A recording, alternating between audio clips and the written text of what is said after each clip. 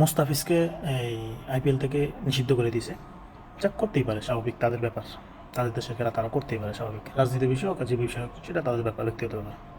এখন নিরাপত্তা ইস্যু নিয়ে তারা ক্যান্সেল করছে, যে নিরাপত্তা ইস্যু আছে, এই কারণে আইপিএল মোস্তাফিজকে এই আইপিএল খেলতে দেবে না।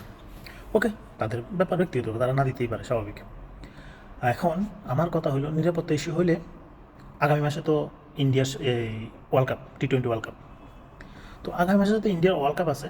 তো বাংলাদেশ টিমের কলকাতা এখানে ম্যাচ আছে, প্রায় 3টা ম্যাচ আছে, মানে কলকাতা বিভিন্ন জায়গায় মিলে। তো আমার মতে যে, তো নিরাপত্তা ইস্যুতে তাই মুস্তাফিজকে নিষিদ্ধ করা হয়েছে। বাংলাদেশ ক্রিকেট বোর্ড বিসিবির এখন উচিত হইল এই ম্যাচগুলো বয়কট করা, যে আমরা ইন্ডিয়া যে ম্যাচ খেলবো না, আমরা ম্যাচ যদি আমরা অংশগ্রহণ করবো এই ওয়ার্ল্ড কাপে, তো আমরা সবগুলো ম্যাচ শ্রীলঙ্কাতে করব, ইন্ডিয়াতে যাব না। এরকম একটা পেপার বা অথবা নোটিশ দেওয়া দরকার আইসিসির কাছে।